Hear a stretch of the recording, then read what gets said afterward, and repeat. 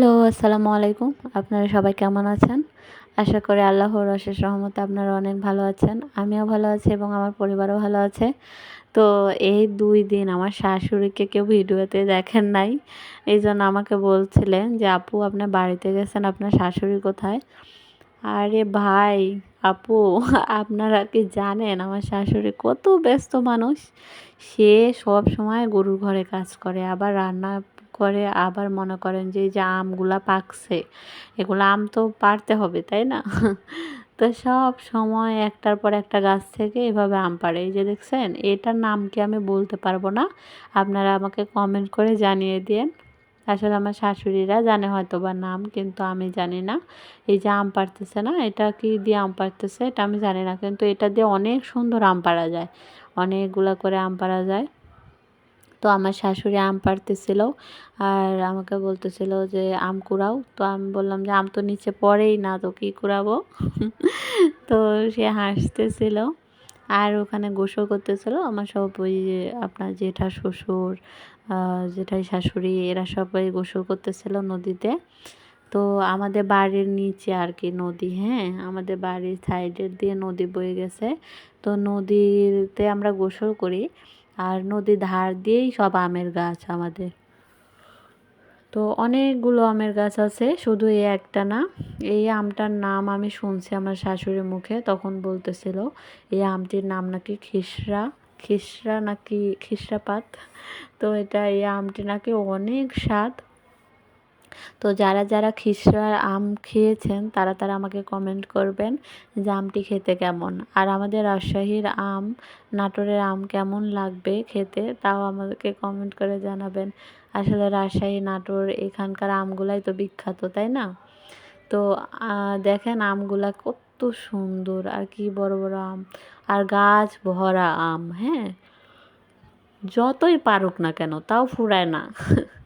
আমি যখন ঢাকাতে ছিলাম তখন তো দেখছিলেন যে আমার বাসায় আম পাঠাইছিল আমার শ্বশুর শাশুড়ি। তো অনেকগুলো আম পাঠাইছিল, তো এখন আবার বাড়িতে এসে খাচ্ছি সব সময় আম, কিন্তু এই যে আবার পারতেছে। তো আমার ছোট ননদকে দেখছেন ভিডিওতে, ও আগেই আসছে ঈদের দিন বিকেলে। আর আমার বড় ননদ এই আজকেই আসলো, ঈদের হচ্ছে দ্বিতীয় দিন। তো আমার শাশুড়ি অনেকক্ষণ ধরে আম পাড়তেছিল, তো ওনার হাত লেগে গেছে। এখন আমার শাশুড়ি বলতেছিল যে অন্য কেউ আম পাড়বে, কে আম পাড়বে? তো এখানে আমার হচ্ছে যে ননদ বলতেছিল যে আমি পারি, তুমি এখন রেস্ট নাও। তো আমার শাশুড়ি বলতেছিল তুমি পারবে না, কারণ আমার হচ্ছে যে বড় ননদের ডায়াবেটিক্স, সেই জন্য আমার শাশুড়ি ওকে দিয়ে আম পাড়তে বারণ করতেছিল যে তোর আম পাড়া লাগবে না। তো আমার হচ্ছে যে ননদের হচ্ছে হাজব্যান্ড আর কি। তো আপনারা কি নামে ডাকেন ননদের হাজব্যান্ডকে আমাকে জানাবেন কমেন্ট করে। আমি আমার ননদের হাজব্যান্ডকে ভাই বলে ডাকি। তো ভাই আসলো, এসে বলতেছিল যে দেখেন কত বড় বড় আম, দেখছেন অনেক বড় বড় আম। তো ওই ভাই আসলো, এসে বলল যে আমি পারি। তো আম্মা বলতেছিল যে ঠিক আছে।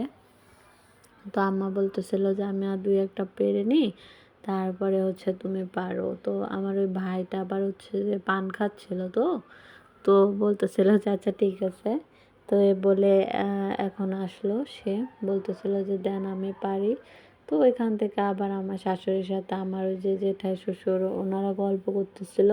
তো আমার শাশুড়ি সেই বলতেছিল আর ওইটা দিয়ে আম পাড়তেছিলই। তো এই যে এখানে ভাই আসলো, এটা আমার হচ্ছে বড় ননদের হাজব্যান্ড। তো উনি বলতেছিল যে দেন আমি পারি। তো উনি হচ্ছে যে এখন ট্রাই করবে। ছেলে মানুষ বোঝেন না, ছেলে মানুষেরা তো ভালো আম পাড়তে পারে মেয়ে মানুষের থেকে।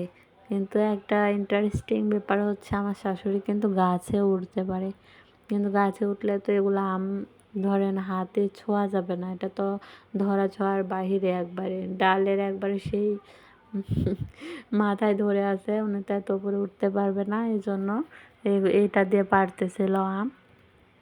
আর আমাদের গাছ এত নিচু, মানে শুয়ে থেকে আপনি আম খেতে পারবেন, এরকম একটা ব্যাপার স্যাপার। হ্যাঁ, তো এই যে দেখেন আমার শাশুড়ি একবারে নিচে থেকে, এই যে দেখেন নিচে থেকে আম পাড়তেছিল, দেখছেন? তাহলে কত নিচু বলেন তো।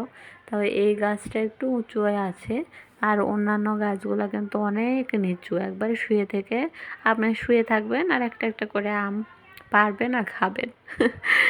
অনেক মজার বিষয়টা, ভাবতে অনেক মজা লাগে।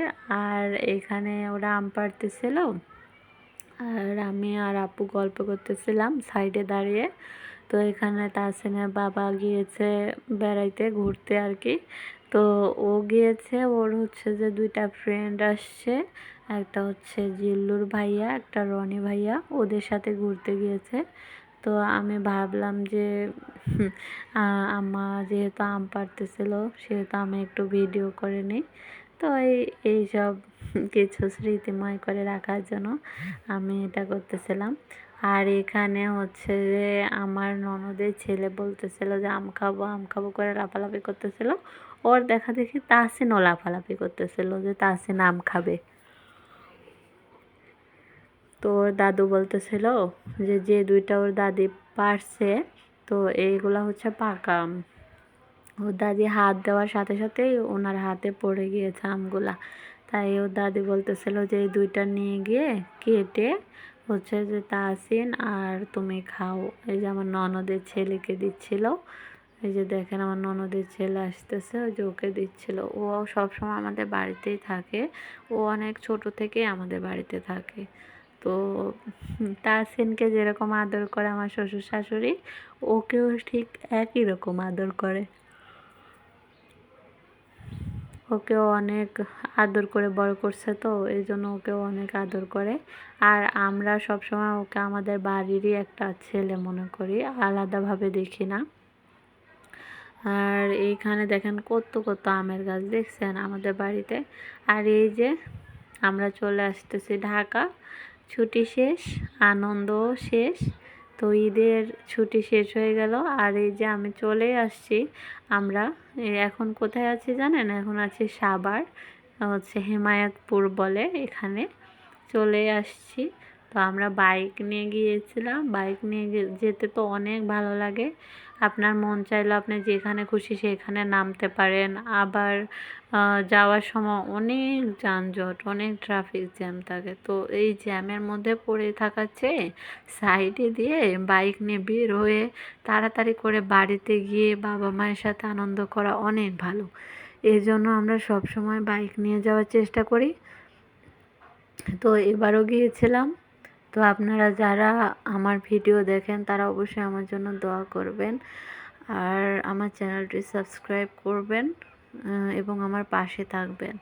আর আপনারাও সুস্থ থাকেন, আমি দোয়া করি। তো আল্লাহ আল্লাহ হাফেজ, আসসালামু আলাইকুম।